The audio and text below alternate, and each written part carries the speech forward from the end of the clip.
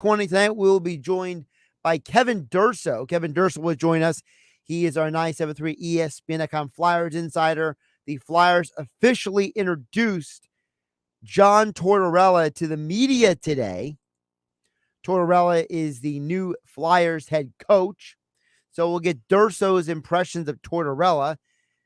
Also, Phillies win game one of their doubleheader. So game one in the books, got the win. That's now 2 wins against the Nats. So the Phillies are at least doing their job.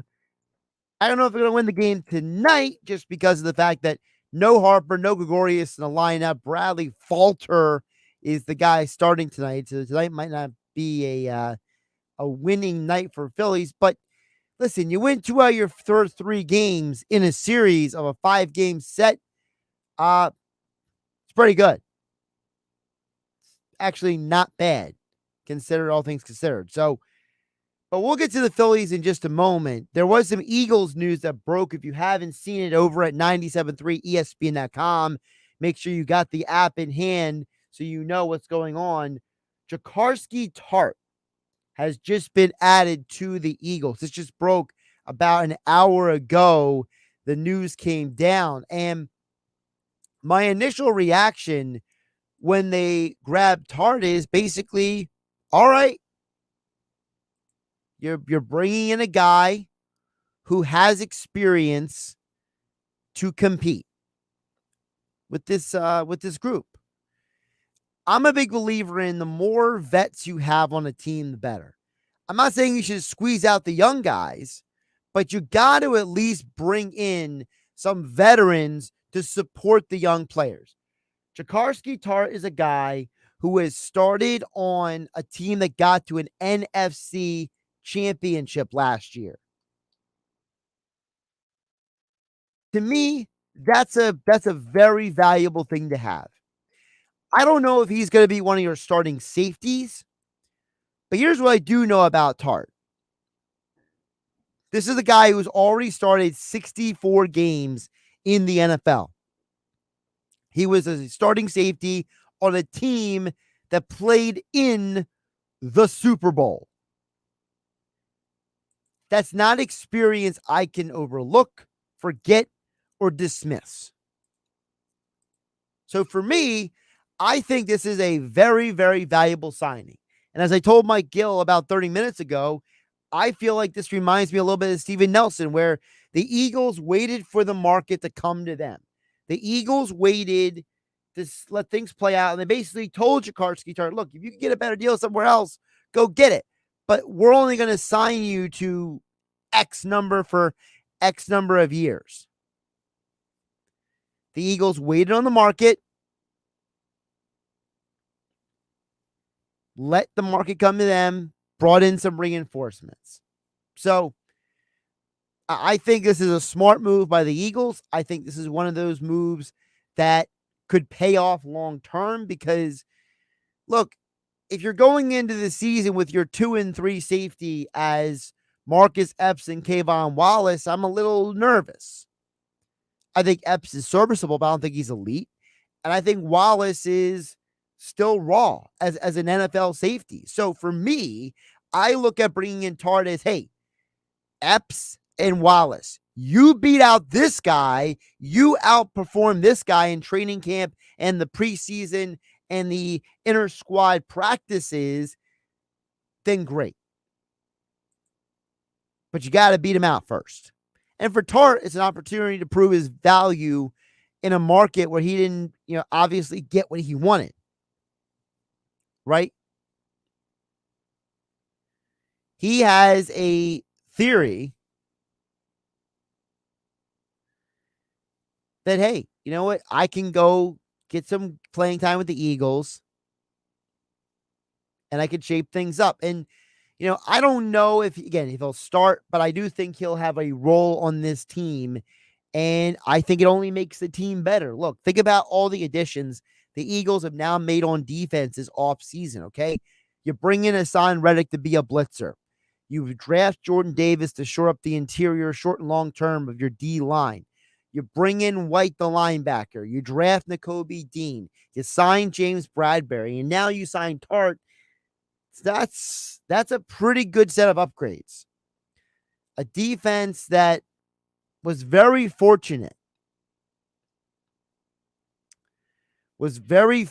to face some pretty poor quarterbacks down the stretch of the season, now have real serious upgrades on their team. Josh Hennig here on Game Night on 97.3 ESPN FM, 97.3 ESPN mobile app for more details on the Eagles signing of Jaquiski Tartt. Also, the latest and the aftermath of John Tortorella introductory press conference with the Flyers. All the details over at 97.3 ESPN.com and the 97.3 ESPN mobile app powered by First Bank of Sea Isle City. I did mention about the Warriors before I came on, and I want to get to that because it's a big moment. Warriors win their 4th NBA title in an 8-year period. And I was having a conversation with somebody about this a little bit this morning. I picked the Warriors weeks ago to win the NBA title. And it's not because I'm so smart or some genius or something, but I want to share with you guys what I saw that maybe a lot of other people didn't. What I saw is the fact that I think that as a sports fan base, we have become obsessed with the wrong things. I don't think we appreciate team, defense, rebounding, the fundamentals of the game anymore. Everything's about threes. Everything is about, your points per game average, your PER, your, points per 100 possessions, your whatever stat you want to use. It's about your fantasy team. It's about your sports bet.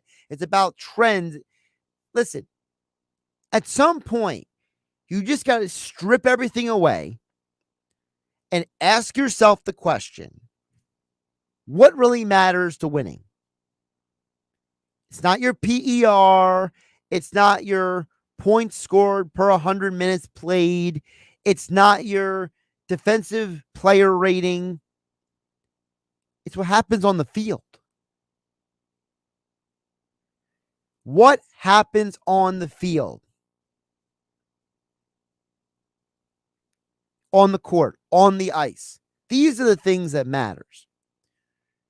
You had one team in the Warriors that had championship experience. Draymond Green, Steph Curry, Klay Thompson, even Kevon Looney was on some of those teams that got to the NBA Finals, okay? On the other hand, you had a Warriors team that didn't really have anybody who had postseason playoff experience. And I brought this up after the Warriors won Game 2. I asked the question, is there a possibility this is a rerun of the NBA Finals from 10 years earlier when the OKC Thunder went out there, beat down the Miami Heat in Game 1, and then the Heat went on to win the NBA Finals because the Heat were the team that had the experience and the Thunder were still inexperienced. I think that's a big part of what played out last night because in the final 2 games of this series, where the Warriors won at home and then Boston lost at home, Boston lost 3 games in a row. And a huge part of that was because of the fact that they couldn't stop turning the ball over.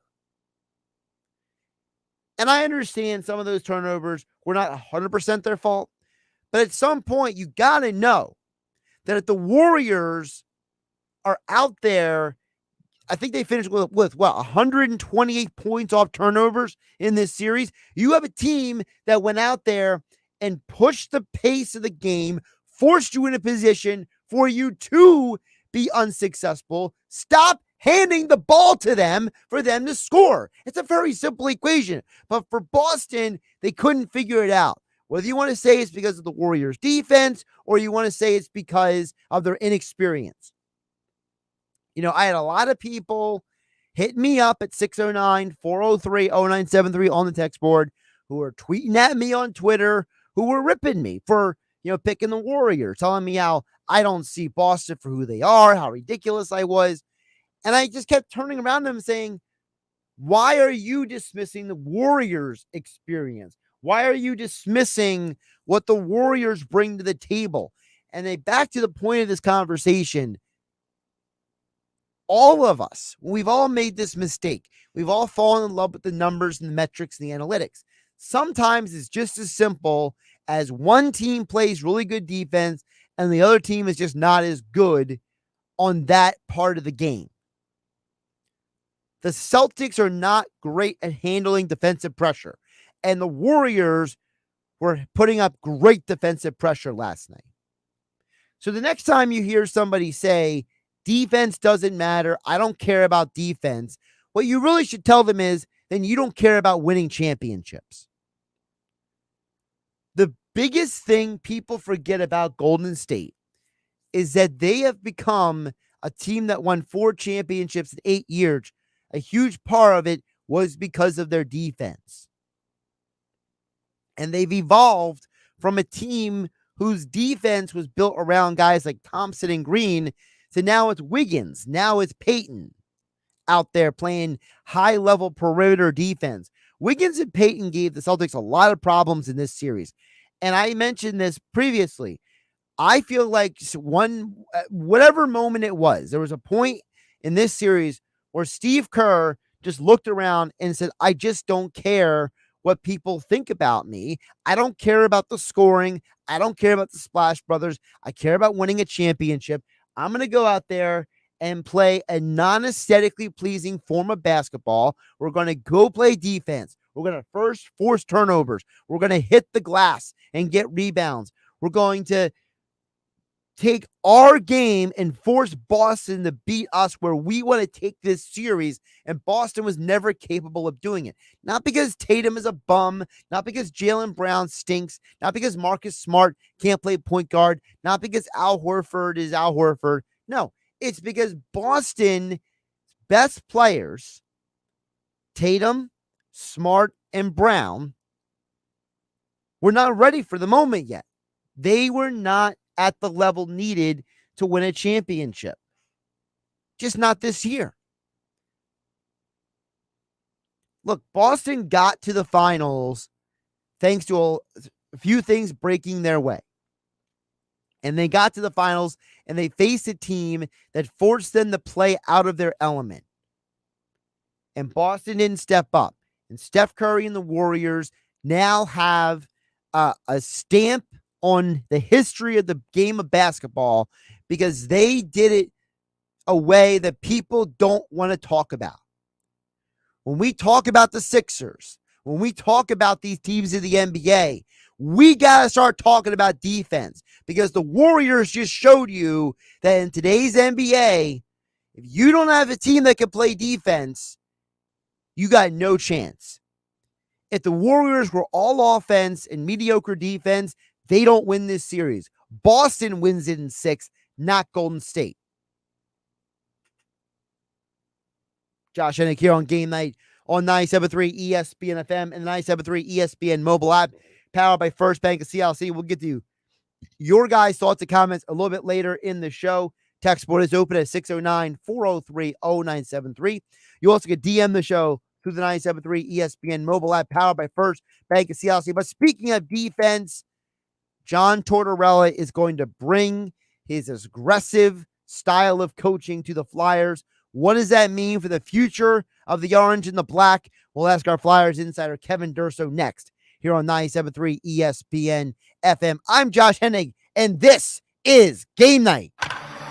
This weekend on ESPN Radio. This one way back there, it is going, and long gone for Jose Abreu. The Chicago White Sox head to Texas to face Yordan Alvarez in the American League West leading Houston Astros. First pitch fastball is hit in the air to left field, and this one is gone. The Astros and White Sox. Coverage begins tomorrow at 3:30 Eastern. Listen to Major League Baseball on 97.3 ESPN. It's a crime to pay more than a dime. Every vehicle, one dime down. At the all-new Springfield Mitsubishi, Atlantic City. SpringfieldMitsu.com. Dad's Mr. Popular at the JCPenney Father's Day sale. From teas and tech to fragrance and fitness, find cool gifts for every kind of dad. Surprise him with an iTouch Active smartwatch, now $29.99. Score major savings with doorbusters, like St. John's Bay Polos, just $7.99, and shorts, $16.99. Plus, shop extended store hours Friday and Saturday. Shopping is back. JCPenney. Offers valid on select styles through 6/19. Some exclusions apply. Doorbusters and smartwatch excluded from coupons. See store or jcp.com for details. TracFone Wireless knows that everyone needs an endless amount of data, so why pay for it? Get unlimited talk and text with 8 gigabytes of high-speed data for just $40 a month. With unlimited carryover data, so you keep what you don't use. On America's largest and most dependable networks with nationwide 5G. Get high-quality smartphones at a great price. Just the data you need at the price you want. Learn more at TracFone.com today. TracFone Wireless, now you're in control. Available at major retailers, 5G compatible device required. Actual availability, coverage, and speed may vary. See terms and conditions at TracFone.com. Imagine a world where one app can deliver all your favorite brands and more. With DoorDash, get everyday essentials like groceries, convenience items, and your favorite local restaurants delivered. For a limited time, get 50% off and zero delivery fees on your first order of $15 or more using promo code ORDER22 when you download the DoorDash app or go to DoorDash.com. That's 50% off up to a $12 value and zero delivery fees on your first order when you use code ORDER22. Subject to change, terms apply. Get more from your neighborhood with DoorDash. East Coast Roofing and Siding. Hi, I'm Larry Styler. And I'm Sean Styler. Are you tired of contractors not showing up or even taking the time to return your call? At East Coast Roofing, Siding, and Windows, we're proud of the quality and service that we've provided to South Jersey since 1979. We know how important your home is and guarantee that we'll provide you the trusted service you deserve from your first call to the completed project. We can also provide you peace of mind with financing options to suit your budget through our partnerships with large, reputable lenders in the home remodeling industry. So don't put off that project any longer. Call us at 609-625-1900 or visit us at eastcoastroofing.com to schedule your free consultation today. If you'll call, we'll show up. East Coast Roofing and Siding. Protecting what you love and own. East Coast Roofing and Siding. Trust us with your family and home. At Progressive, we know there's nothing like the feeling of riding a motorcycle with your crew on the open road. It's a primal, wild freedom, a feeling that would be impossible to recreate on the radio. Until now. Hit it, sound effects guy.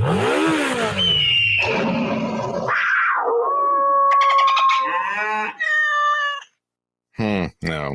We really lost our stride at the end there.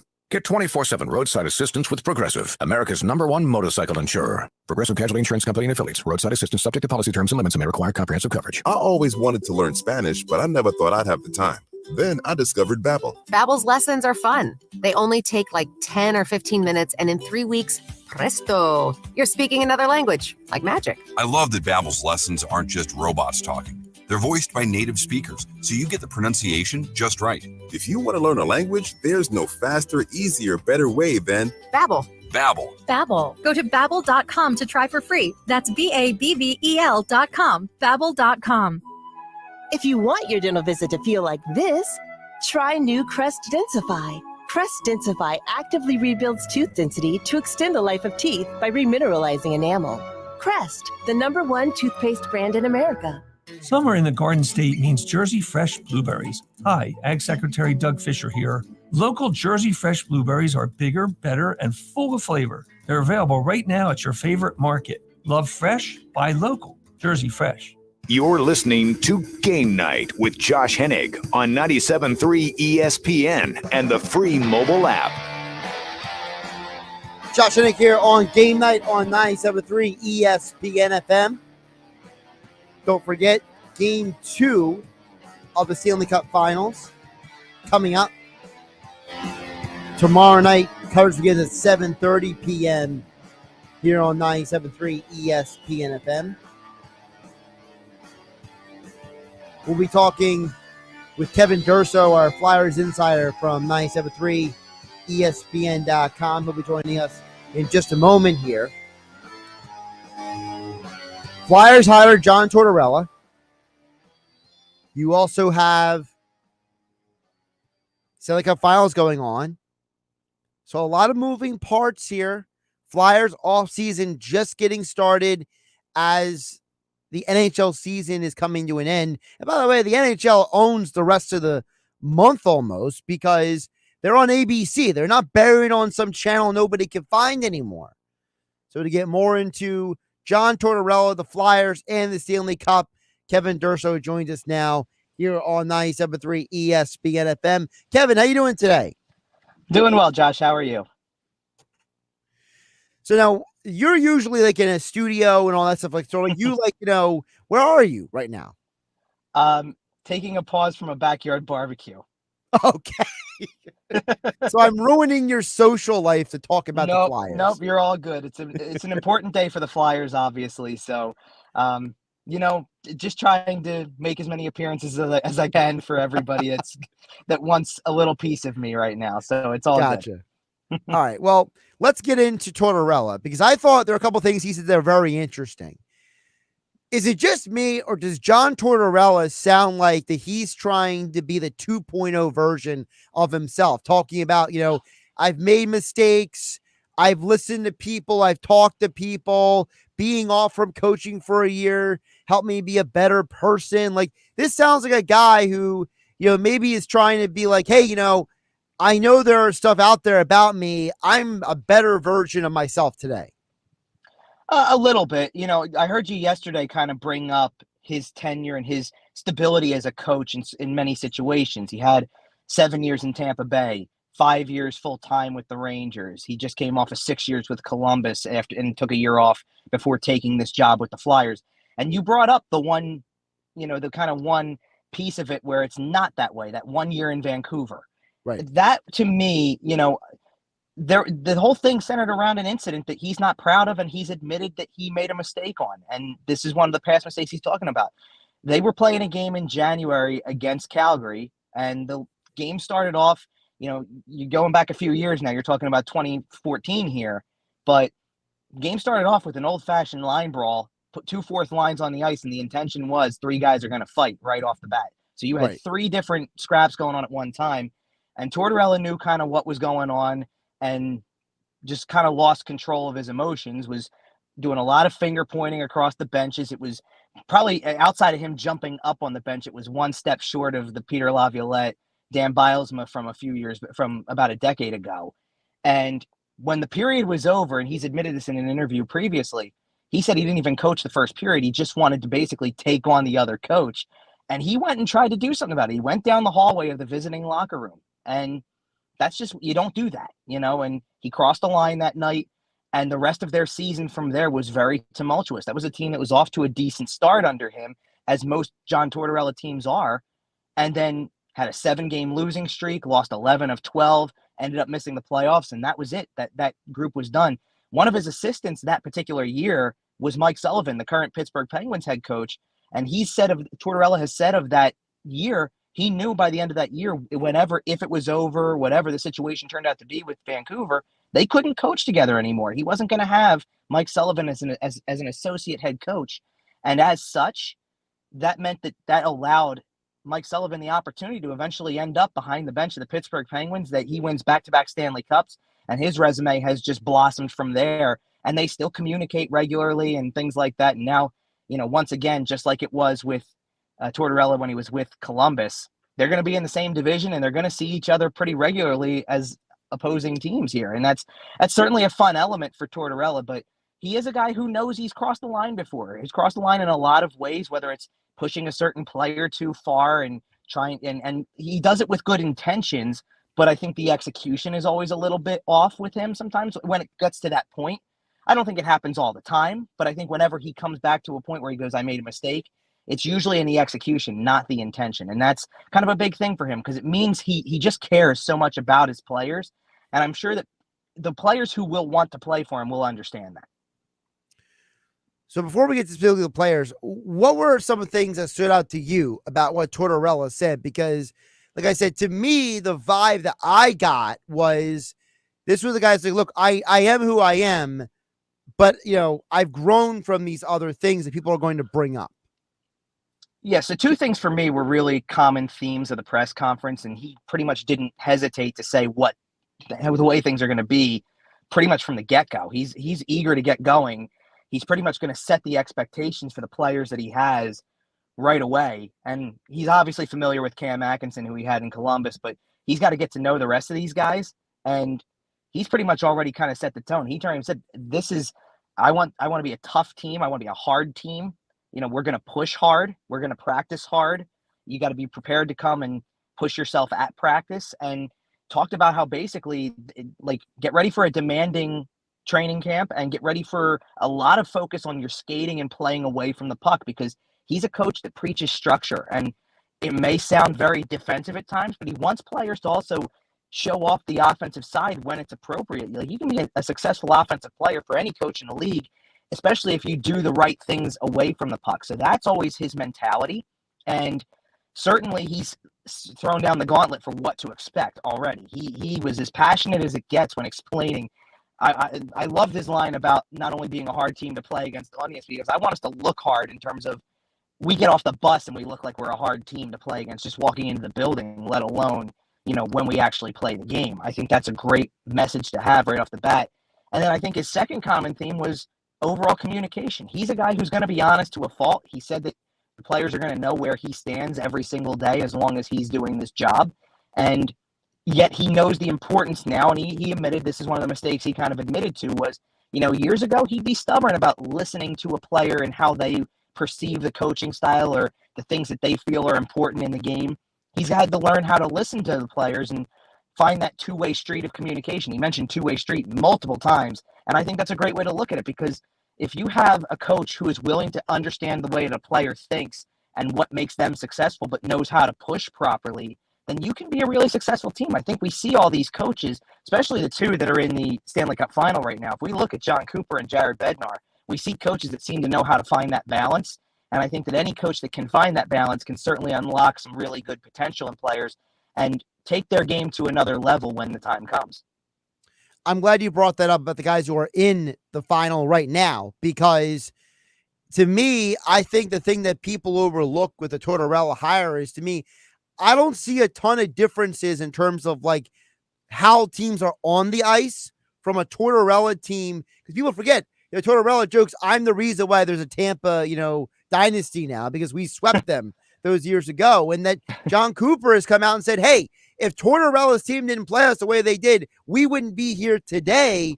Tortorella is going to bring a style of hockey here that I think the Flyer fan, for lack of a better term, is desperate to see. I think they're desperate for a lot of things. They're definitely desperate for that. That's true. They're desperate for the emotion of the game again, because I think, you know what? It got lifeless toward the end of last season, and people didn't like seeing that at all. And, that's the one thing I don't think you're going to ever get with a John Tortorella coach team, is a team that doesn't at least try to put forth some effort.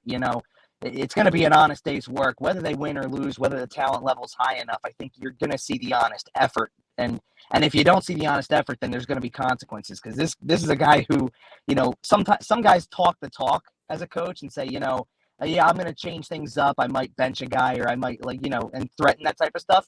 He actually takes action on it. He plays the guys he thinks are giving it and sits the guys who he thinks need a night off for that reason or whatever. So, and that's what's created some of these relationships, because, it's getting a little overblown to me that there's former players that are going to love him and former players that are going to hate him, because you can make that argument for any coach in the league. There's, Bruce Cassidy just got fired in Boston, and you can make that argument for him. You can make that argument even for John Cooper. I'm sure that there's players who, coming through those ranks before Tampa was the dynasty that they are, and, sit there and go, I didn't like the way that guy coached me. Maybe there's something going on there. John Cooper's job probably was in threat when they were getting to a certain level and not getting over the top. Now you would think that's crazy, but that's the cycle of a coach, that if you're not reaching that ultimate goal, then eventually you're going to be kind of on the chopping block a little bit. Tortorella said that there's a shelf life for coaches, no doubt about it. But that being said, to me, he's just a guy who definitely is going to deliver that honest effort. And I love the fact that he's going to communicate that with his players in such a way that, that needs to be done, quite honestly. Like, I think that if you can unlock that, it just became so stale and stagnant at the end of last year that you just want to see that energy again. And I think the fact that you got a coach now who, I mean, the passion is just oozing out of him in this press conference. And yes, this is only day one, and he said all the right things. And you know what? He's been down this road before between the interviews within, this process and having gotten multiple jobs before. So I don't want to make it sound like everybody should be jumping for joy because he had a great first day. Like he had a great first press conference, but that should be to be expected. He knows what to say in this spot, and he knew how to really kind of play it up to the Flyer fans a little bit in a sense, because he talked about the emblem. He talked about having a standard. He talked about changing the culture, which is a question that everybody's had lately. Those are all great talking points to start with. And I love the fact that he did say, listen, culture and accountability are great summer words. They're things that are easy to say and hard to do. But that's why I like the job. That's why he wanted the job. It's the Philadelphia Flyers with a tradition of success. And that's what I'm here for, to work hard and to get it back to that point. So I love his conviction in the way he answered those questions, and I love his drive for wanting to do it. But obviously, this is not just something that he's going to solve by himself. There's a lot of work to do, and he seems like he's here for the long haul with it. We'll just see how much they can do to give him a team that maybe can deliver on what they're looking for here. Flyers insider Kevin Durso joining us here on Game Night on 97.3 ESPN FM. Follow him on Twitter at Kevin_Durso. All of his Flyers coverage over at 97.3 ESPN.com and the 97.3 ESPN mobile app. All right, I want to get to the players here before we get to the Cup final and any other hockey stuff. Cam Atkinson puts out that tweet, let's go, the LFG, other players are, basically coming out and complimenting, saying, hey, Tortorella is going to do great in Philadelphia. What do you think is going to be potentially the biggest impact of Tortorella on the players who are currently here that will be playing next year? Yeah, well, that's an interesting question because, first of all, the thing that we don't know yet is exactly who's going to be here. We can try to depict and identify guys who we think are solid here. Right. And you know what? I'll give Tortorella the benefit of the doubt here for actually name dropping a couple of people, not just Cam Atkinson, by the way. He did bring up Sean Couturier, and he brought up Kevin Hayes and how excited he is to work with Kevin Hayes and to kind of have that stability down the middle. And you know who else he mentioned who's really going to benefit a lot from what he was trying to, at least from what his kind of strategy is going into training camp and this demand to play well without the puck? Carter Hart. He brought up Carter Hart and said, listen, we got to support this guy. And that's a great, if I'm Carter Hart, wherever I am hearing that today, I'm smiling because that's what I've been longing for 2 years if I'm Carter Hart. And to me, that's also a vote of confidence from a guy who knows, listen, we got a 23-year-old goaltender who we should be able to build around and who's young, but we need to give him something here. Okay, that's a great place to start because certainly you build from the net out. So if you can get his game on top, back to a top level, the way it looked 2 seasons ago before everything with the shortened season and everything kind of fell apart and snowballed away from them, then that's a great starting point. And we'll go from there with other pieces that you don't know who's going to be here exactly. This team, I wrote the article for 97.3ESPN.com today about how this, to me, the hiring signifies the aggressive approach. You're all in on that aggressive approach. I would not be surprised at all if that means, at least one trade that involves an active player who held a pretty significant role on your team. The name that I keep coming back to with that is a Travis Konechny type, but I don't want to just assume that Konechny's completely out the door. That's more of a gut feeling that I have, and certainly, if you can free up some cap space, and the name we've heard that's the attempt to do so is James Van Riemsdyk. Like if you can free up the cap space, then you're going to be a player. And we've talked about, free agents like Johnny Gaudreau before. If you can free up some cap space, I have to imagine, like I said, I guarantee you if Gaudreau makes it to market, they're going to be talking to him because that's the type of noisemaker on the ice that they probably would like to add to it, the type of noise that they're trying to make with the hire behind the bench. It's a very significant hire. It's not a guy who you don't know a whole lot about that we have to, that I'm sitting here trying to educate people on who this new head coach is. John Tortorella's got a reputation. And to be honest, I kind of think his reputation gets blown out of proportion a little bit because I think everybody sees all of the sound bites and all of the clips of him getting mad at the media and snapping and all that type of stuff. And I'm not answering any questions and all that. And that's a small fraction of what really happens in those press conferences. He gives very good and detailed answers and is willing to, sounds like a guy typically who, like a lot of hockey coaches, they just like talking the game. And ultimately, I think his reputation gets blown out of proportion in that regard. And now I think that what you're going to see is, look, this coaching style separates the men from the boys and shows who wants to be here and who doesn't. And I think that, to me, you know, I appreciated him kind of taking a step back and saying, listen, I'm not trying to sit here and say we're going to be Stanley Cup contenders next year, because I think everybody can agree that's very unrealistic. I mean, even the playoffs is a bit of a stretch with the current roster. But I think what's more successful this upcoming season than anything is establishing that identity of how you want to play on the ice. Even if it doesn't necessarily win the game, it at least shows that you're taking steps in the right direction, that maybe you are at that point after playing like that for a season. Maybe now you're one or two players away from putting it over the top to win more games. Right now it doesn't feel that way because I don't see that style of play. I don't see anything comparable to Colorado or Tampa Bay or teams like that.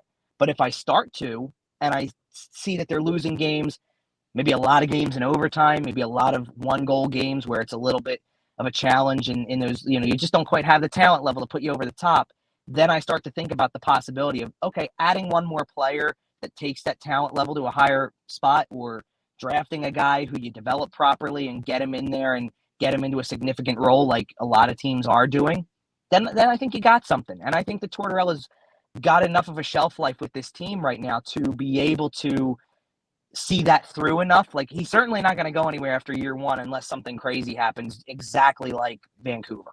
Like, he's going to be here for a little while to see this process through. And now it's up to everybody else. It's up to the management. Get this guy a roster that can play his style of hockey and maybe get the Flyers back to that standard of success that everybody wants to see them at. Let's get to on the ice Stanley Cup Finals, folks. You hear Game 2 right here tomorrow night at 7:30 p.m. It's the coverage here on 97.3 ESPN FM. Game 2 Saturday night. Game 3 on Monday night. Game 1, Avs win in overtime. Obviously, a great game. But Kevin, I was picking the Lightning to win this series because at the end of the day, I just feel like experience matters in sports. It's why I picked the Warriors to win the NBA title. It's why I picked the Lightning. Listen, I understand Makar and McKinnon and all these guys are phenomenally talented, but I feel like Vasilevsky is a guy who he'll figure it out. You saw they got the 3 goals early. They didn't score again for a while. I just feel like the Lightning are going to figure it out at some point. Where am I wrong? Well, I mean, you're not necessarily wrong there and this is why I predicted it's going to be a long series, because it was really easy to look at that first period and Colorado scores 3 goals. First of all, 2 rapid fire pretty early on in the game. Right. And then they get the 5-on-3 at the end of the first period and they take advantage of it like they should. And you see a 3-1 game and you're thinking, well, Vasilevsky looks a little off. Maybe there's something here to this. And that second period for me was all about Tampa Bay's experience level and the adjustments that they made, because it looked like a different team. I mean, it just looked like a different team. And then you got what I considered a classic chess match in the third period where everybody's just, nobody wants to budge. So you're taking all the action necessary to protect and not give up that goal. And that's how it reaches overtime. And, you know, Colorado's game-winning goal was definitely a broken play. You get a spot where, that JT Compher shot is blocked by Victor Hedman. Now all of a sudden he's out of the play. Vasilevsky gets caught trying to play what he thought was going to be a shot from Nichushkin, and it goes across to Burakovsky, and he's got an open net and knows what to do with it at that point. And just a great back-and-forth hockey game. And, kind of what I said when I was on with Mike earlier in the week. This is going to be, to me, you got the 2 best teams, I think. I really think you got the 2 best teams in the league this year playing in the Stanley Cup final.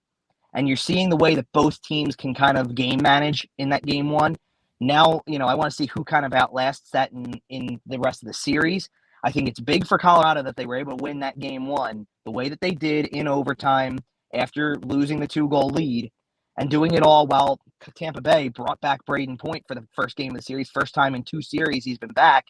And it's not like he didn't make an impact. He was on the ice for a lot of things, and certainly his presence mattered, but he didn't do anything on the score sheet yet. And I think that Colorado took advantage of the fact that they didn't get down in a series, because I think the last thing any team wants to do against Tampa and their experience level is either chase within the game, obviously, and chase the series. When you're down in the series against a team with that experience level that's done it 2 years in a row, the last thing you want to do is be behind them and trying to figure out how do we come back in the series. So I think that, it was a huge win for Colorado. I expect Tampa to be way better in game 2 from the jump. And certainly if, Tampa Bay can get the one game that they want to get in Colorado here, it's already on track to be that kind of series to me. But there was something about, Pat Maroon was interviewed post-game, I believe, on ESPN after the game was over. And it's just so businesslike. Even John Cooper, there's no panic to that team just because they lost a game. They've been there, done that, and it's like, okay, game 2 is in a couple days. We'll figure that, we're going to improve. We know we're better, and we'll show it. That's it, And I think that's the staple of what the Tampa Bay Lightning have been for the last 2 years. So, I continue to look forward to a great series because this is only one game, and I'm not going to let one result change my thinking on how long the series could go because it's just two really talented teams, top to bottom, and it makes for incredible hockey. Before I let you go, I want to ask you a question about the media side of this, because something you and I have talked extensively in the past about. I think ESPN, look, Gary Bettman can take all the credit he wants about the profits and the visibility and the ratings and everything, but if ESPN didn't put their best foot forward with their coverage, like, no offense to the Turner guys, I thought they grew a lot from day one, which was cringeworthy, to the end, which was high level to the point where you were listening to almost everything that Tocchet and Carter were saying, and some of those like intermission reports were literally the things that were happening in the game. It was crazy.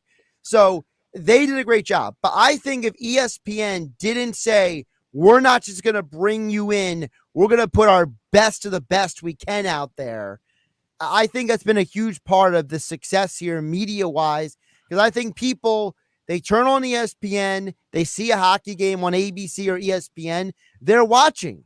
And I think they're keeping people watching because the product that they're giving you is quality as well. First year for both of these sides, and ESPN obviously had it before, so, there's adjustments. The game's changed a lot since ESPN last had it, and you definitely kind of, there's always critiques that people make, and, a lot of that is noise. There's a lot of people out there that kind of throw out the I could do that better kind of thing, and usually that's just flexing the Twitter muscles there. It's nothing more than that, but I've always been impressed with the way that that it does garner the audience, really. I mean, the fact that I was able to sit there and say, you know what, game 1 of the Stanley Cup Final is on ABC. National network again. And, I know that the Stanley Cup Final used to be on NBC. I get that. It's the same thing, but it just didn't feel like it carried the same weight. Like, right. You sit there and talk about an ESPN and ABC partnership that they are, and you get the network channel, the ABC. It's going to draw attention. And you know what? The proof is in the numbers. The numbers are coming back and showing that the ratings are up and more people are watching right now. And on one hand, I think that is certainly all credit in the world to their coverage teams and the way they do things. First of all, I got to give full props to the broadcast team that they end up sending there. And there's some people who are really critical of Sean McDonough, who's doing play-by-play. I think he's done a great job. I think his emotion level is really good. Yep. I love Ray Ferraro between the benches. I always have. I think he's a great analyst. I think he's almost a little underappreciated in the States because he's so well known in the Canada networks and things like that. And then, throw in Emily Kaplan, too, who's been doing the ringside stuff, and she's been great, too. So I think all the credit in the world to them, but also credit to the fact that, you're getting the type of matchup you want. I think that everybody kind of jumped at the fact that, you're getting the Tampa Bay Lightning and the New York Rangers on, specifically for ESPN anyway. That's the Eastern Conference Final you're getting, and they're hosting all the games, Well, you can't get much bigger than the team that's won the last 2 Stanley Cups that everybody knows now is a dynasty in the making and one of the biggest markets in the country. You don't get much bigger than that. And then you take a team like Tampa Bay and throw it with the talent level of Colorado, and people want to watch. Hockey fans around the world want to watch, and that's what leads to these higher ratings. I think that, in a way, as crazy as it sounds, going from something like an NBC network that, yes, is available to pretty much everybody, ESPN is a channel that everybody kind of knows to pre-program for sports coverage. And when the Stanley Cup final or the Eastern Conference final is on that channel, well, then you might stick around because of the fact that you so easily found it. Same thing with ABC. I think there's just a natural, that's where the game is, and it draws up more eyes that way. Could they do things better? Sure. Everybody, I think, is always going to be self-critical and look to improve upon your coverage every year. But they've made a great start in terms of ratings, and I think it can only go up from here. So I've been impressed by that, and I certainly look forward to whatever is to come because, kind of a side thing here that doesn't relate to the TV side of things, but I love the fact that I hear you guys every day talking about, the Stanley Cup final or the Eastern Conference final is going to be airing on the 97.3 airwaves tonight, or whatever, tomorrow night for the game 2. It's great to hear that. It's great to be able to come on and lead people into that too. I enjoy doing that as much because I like talking the whole game, not just the Flyers. I get to watch, I've watched all these players in person at some point or another when they pass through Philadelphia, and I try to watch as many of their games as possible to give everybody a little bit more knowledge about the league as much as just the rest of the Flyers themselves and what that means. So it's great to hear that the coverage expands, and hopefully it continues to expand because it's working so far. Follow him on Twitter at Kevin_Durso for all your Flyers and NHL coverage. John Tortorella is your new Flyers coach. We are weeks away from the NHL draft and free agency. Stanley Cup finals this weekend. Kevin will be all over it. Kevin, go back to enjoying your barbecue. I appreciate you making some time for me today. Absolutely. No problem, Josh. Josh Hennig here on Game Night on 97.3 ESPN. Stanley Cup finals game number 2 is tomorrow night. Avs Lightning. It's the Stanley Cup final on Sports USA, and we're in Colorado for Game 2 as the Avalanche and Lightning square off for Lord Stanley's Cup. The Bolts are 2-time defending champs and have the pipes protected with the amazing Andrei Vasilevsky. The Avs have home ice, and leading the charge up front is Makar and McKinnon. It's the Lightning at the Avalanche, Game 2, tomorrow on your home for the Stanley Cup Final, Sports USA. Coverage begins at 7:30, exclusively on 97.3 ESPN. With GMF financing, approved credit, excludes Corvette. Make this the best summer ever with a new Chevy from Bennett. Bennett Chevy in Egg Harbor Township is making it easier than ever to trade up with huge savings on every new Chevy in stock. Plus, right now we're paying a minimum $7,000 for any trade towards any pre-owned in stock. And we mean any trade, running or not. So if you get a minimum $7,000 for the worst vehicle, think how much more you'll get for a good quality trade. As for new Chevys, Bennett's got a great selection. And unlike other dealers, we're not selling over factory sticker. Plus, there's 0% available financing. Stuck in a lease? Bennett Chevy can get you out early, any make, any model. And Bennett will buy your vehicle even if you don't buy one of ours. Stop in for a quick quote. Never any pressure, never any obligation. Because our non-commissioned sales staff is paid based on your satisfaction, not how much you spend. So come on and find new roads at Bennett Chevrolet, Egg Harbor Township, and BennettChevy.com. Total Wine and More has the best Father's Day gifts at the best prices. Can't wait till you get me this bourbon. These prices are amazing. Dad, at Total Wine and More, you'll always love what you find. Drink responsibly. B21. TracFone Wireless knows that everyone needs an endless amount of data, so why pay for it? Get unlimited talk and text with 8 gigabytes of high-speed data for just $40 a month. With unlimited carryover data, so you keep what you don't use. On America's largest and most dependable networks with nationwide 5G. Get high-quality smartphones at a great price. Just the data you need at the price you want. Learn more at TracFone.com today. TracFone Wireless, now you're in control. Available at major retailers. 5G compatible device required. Actual availability, coverage, and speed may vary. See terms and conditions at TracFone.com. Progressive presents Forced Metaphors about bundling your home, auto, and other vehicles. In hockey, it's the goalie's job to protect the net. And in life, your net is your home and auto, but also your boat, motorcycle, RV, or ATV. And your goalie is the round-the-clock protection offered by Progressive Insurance. Well, it's also the savings you get when you bundle. So in this metaphor, you have two goalies, which is okay because, it's just a metaphor. Forced Metaphors. Presented by Progressive. Bundle and protect today. Progressive Casualty Insurance Company and affiliates. Discount not available in all states or situations. First, we decide where we want to go. Then we need to know the best way to get there. Hi, my name's Adam Barada. I'm the owner of Advantage Gold. We're the highest rated precious metals firm in the country. We teach people how to own physical gold and silver. Now, we've won the Best of TrustLink award 4 years in a row because we educate our clients on how to buy gold and silver the right way. We don't pay celebrity spokespeople millions of dollars. We'd rather pass that value on to you. Call 800-900-8000 and speak with one of our experts. We'll send you a free gold kit along with my latest #1 national best-selling book, The Great Devaluation. Call 800-900-8000. That's 800-900-8000. Get the best information, the best process, the best service, the best value. Call Advantage Gold at 800-900-8000. Call 800-900-8000. Hey, Dad. Cool if I change this? They may not get each other's music, but they can both get a COVID-19 booster shot. Because the CDC recommends booster shots for people 12 years and older after completion of a primary series. Schedule an appointment as soon as you are eligible. Sponsored by BioNTech and Pfizer. Imagine a world where one app can deliver all your favorite brands and more. With DoorDash, get everyday essentials like groceries, convenience items, and your favorite local restaurants delivered. For a limited time, get 50% off and 0 delivery fees on your first order of $15 or more using promo code ORDER22 when you download the DoorDash app or go to DoorDash.com. That's 50% off up to a $12 value and 0 delivery fees on your first order when you use code ORDER22. Subject to change. Terms apply. Get more from your neighborhood with DoorDash.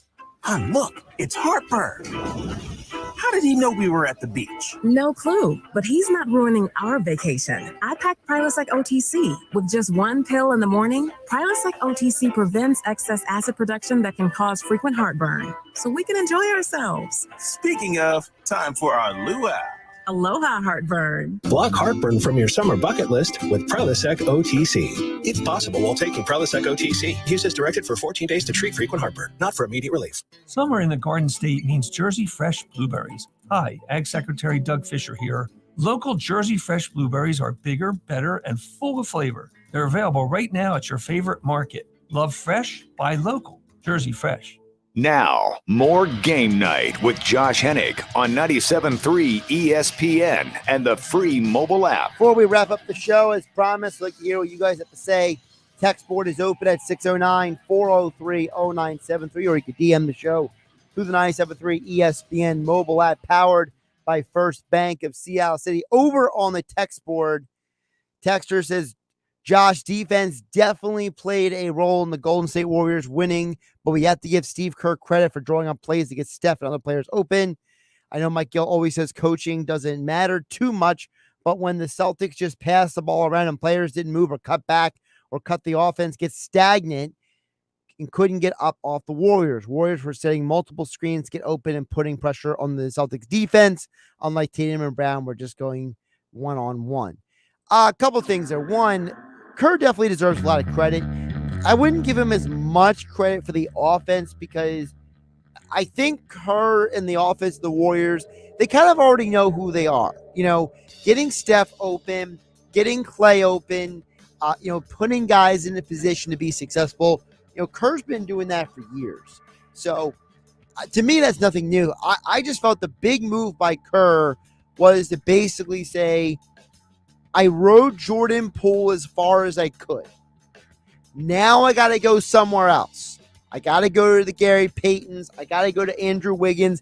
I got to lean on those guys because those guys are going to give me the rebounding. They're going to give me the defense. They're going to give me the hard cuts. They're going to give me the things that I need that Jordan Poole can't. I think that was an even bigger move than the actual offensive call. Him saying, Poole, I'm going to cut your minutes. I'm Josh Hennig. This is Game Night. Have a great weekend, everybody.